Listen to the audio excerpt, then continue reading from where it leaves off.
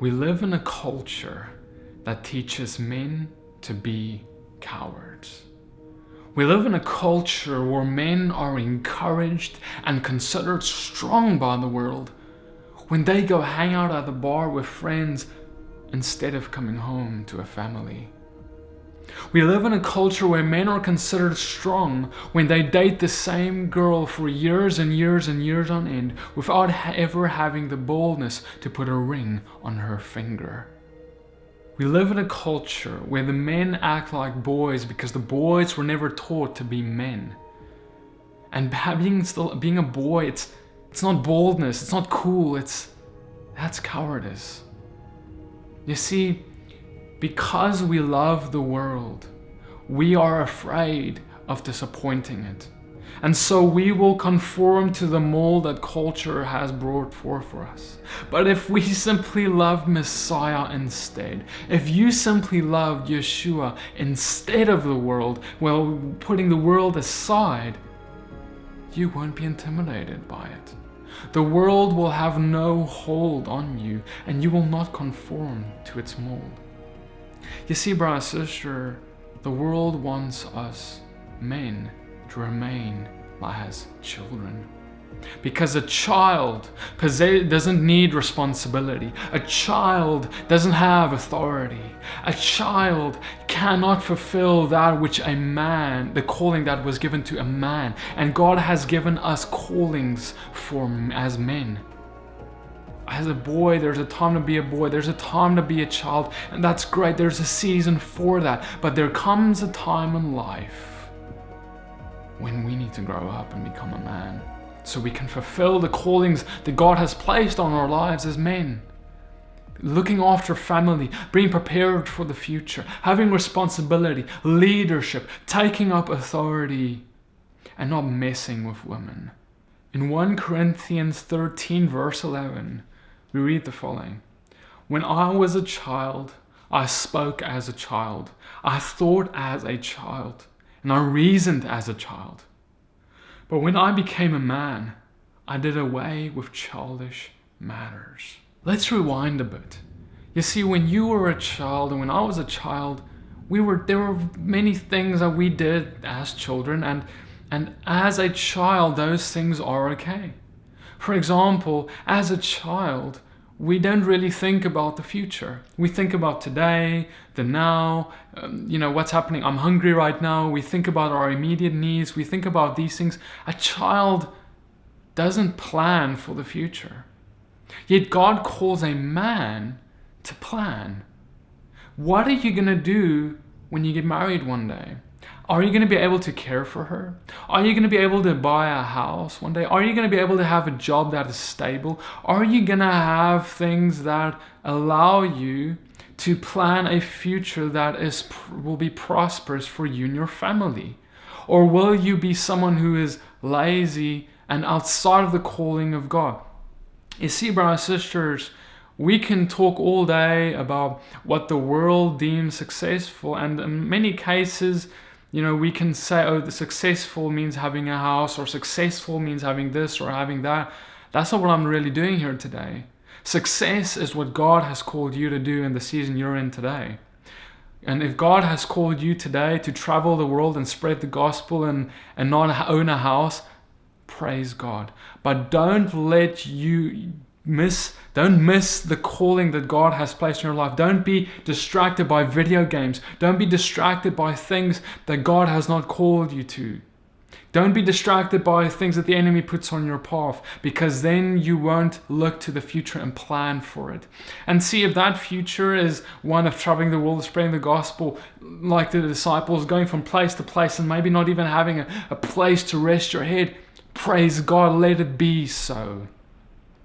But don't be distracted from what the calling God has placed on your life in this season today as a man.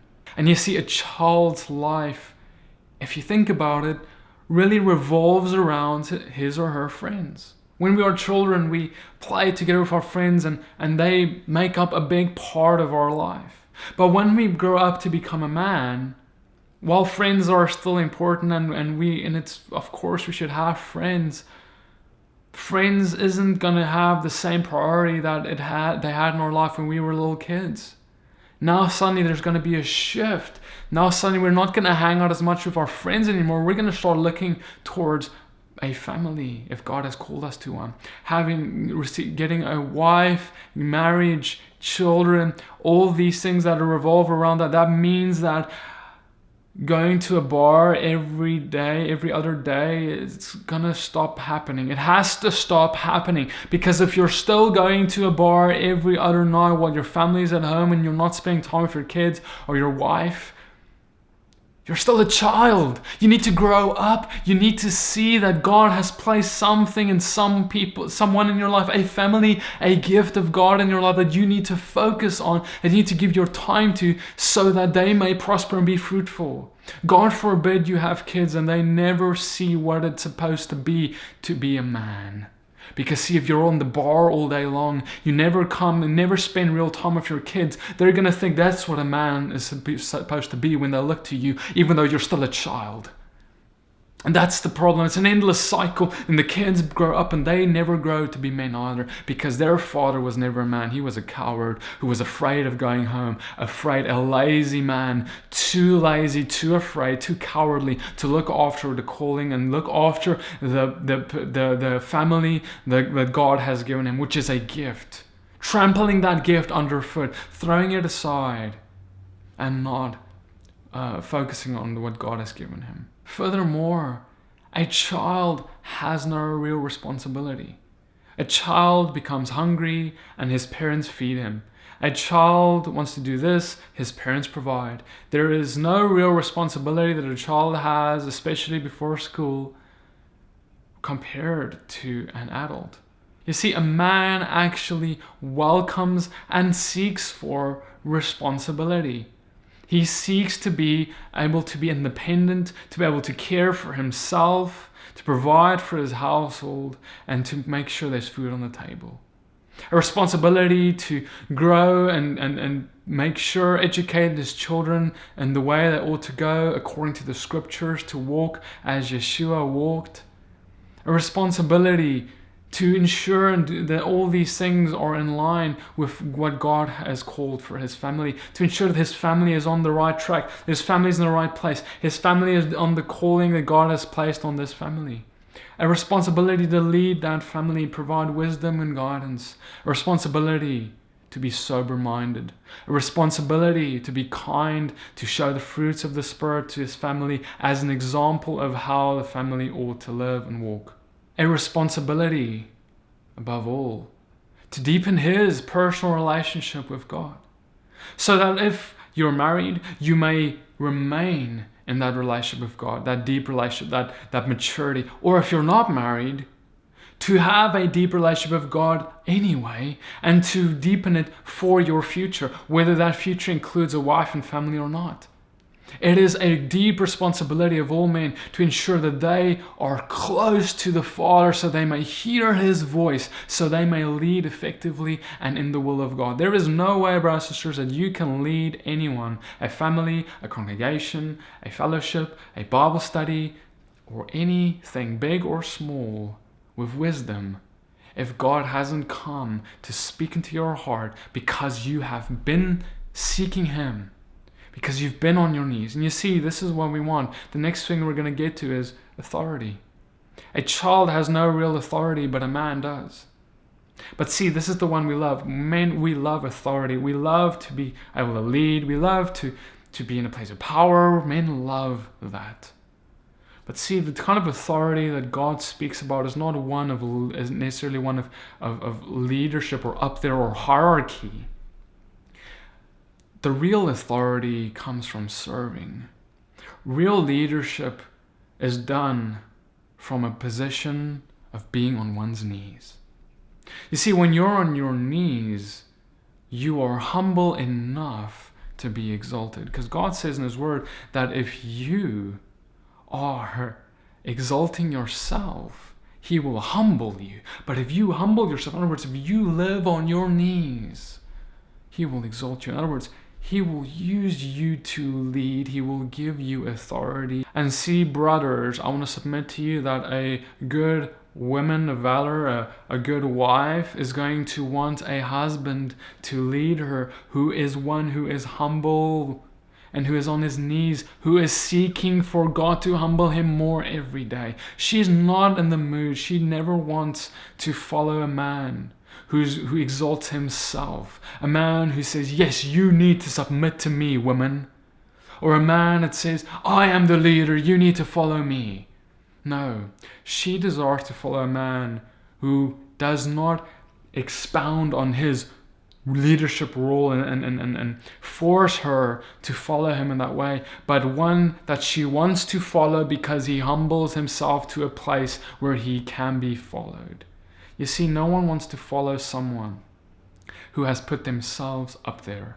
Rather, real leaders are elected because of their humility, because of their wisdom, because of that. And that is from God. That is something that we need to seek from God. We need to ask him to make us like that, and then people will want to hear what we have to say. So brothers, if you're a man and maybe you have a family, you have a wife, you have children, but you're struggling to have them submit, you're struggling to see them see you as the leader, struggling to let them actually honor you as the husband, I want to submit to you, the problem is most likely with you and not with them.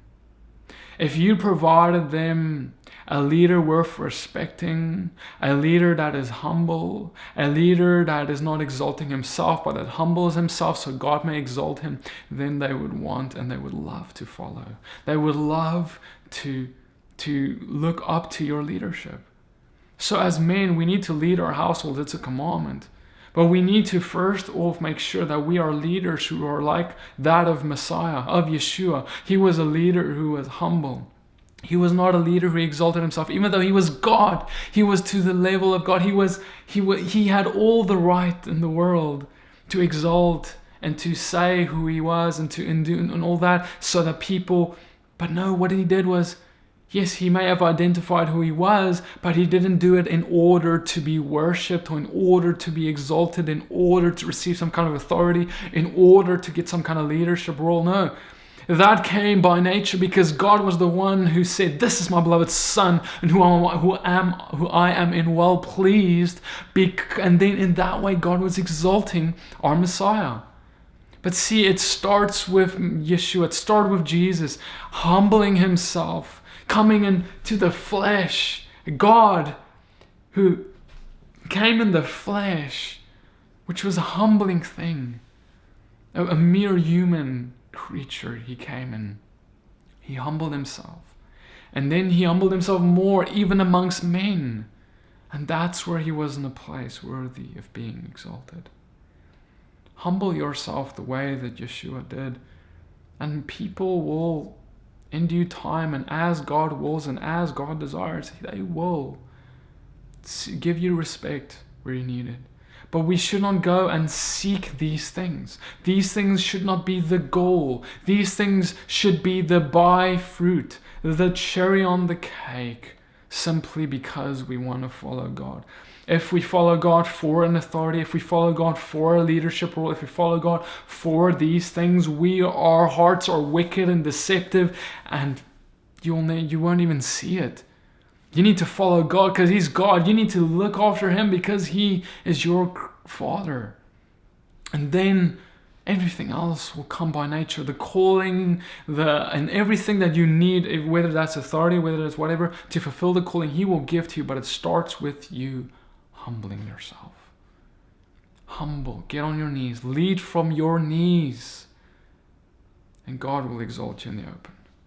And then one of the last things I want to bring up into what this culture teaches men to be is like a child when it comes to relationships. When it comes to having what we call in this world a girlfriend. You know, when we are children, if your parents allowed you, maybe in primary or high school, you had a girlfriend or you had a boyfriend. And in that place, we date someone, right? We go into some kind of relationship with them, a romantic relationship. And this relationship, if it starts, for example, in high school, well, it may even do well and may last for years on end, but we're not going to marry them because we're too young, right? Now, this mentality of no commitment, this mentality of not putting a ring on the finger and marrying, is there because of fear and because, for example, a child simply isn't ready for that. A child cannot marry. A boy doesn't have the maturity or the ability, the responsibility, anything to look after a wife yet. And so he will not marry her yet. And of course, that may not even be the best time to date either. But the problem is when we grow up and we become adults and we become men, that mentality of dating is still the main thing. And we end up having a girlfriend, even as an adult man. And this girlfriend can hang around and we'll be in a relationship with her for years and years on end. I have met many couples who are a boyfriend-girlfriend type of relationship, and they've been going for 10 years, 15 years, which is such a crazy idea. And it's another thing that the culture is pushing, where it's trying to get rid of marriage. It's trying to get rid of commitment. It's trying to get rid of permanent relationships. Because see, it's easy to get rid of a girlfriend. It's easy to get rid of a boyfriend because there's no legal contract. There's no covenant that was made. And so if I don't feel like I love you today, I can just say goodbye. It's too easy to get out, isn't it? See, there's no commitment. And that's really a cowardly, childlike mindset when it comes to relationships. Because we are too cowardly as men to take her hand in marriage and commit our life to her and to tell her that we will care for her from the day we're married to the day we die. We're too afraid to make that commitment because we don't want to have that responsibility.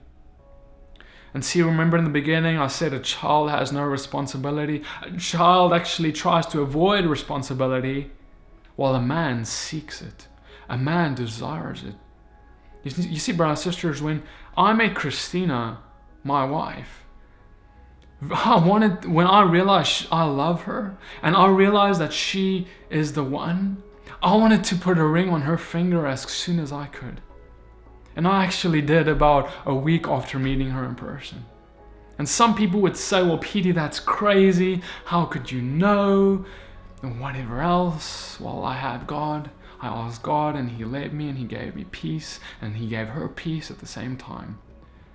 But see, the culture would say, Petey, you were way too quick. You need to wait a year. You need to wait 2 years. You need to wait maybe 3 years. You need to wait 4 years, 5 years. However long it takes. And maybe you don't. Actually, Petey, you don't even need to get married. You can just date forever. There's no need for marriage. Marriage is old-fashioned, isn't it? But see, I desired the responsibility to be in a covenant with her that is eternal and forever. Because this covenant that I have with her is now, it means that I need to take care of her. It means that I need to provide for her. It means that I have responsibility, a relational, romantic responsibility towards her, where we have consecrated ourselves for each other and we will not share ourselves with anyone else for the rest of our lives. And I wanted that. But see, many men and women do not desire that because the culture says it's too much commitment. The culture says, what if you change your mind way down the line?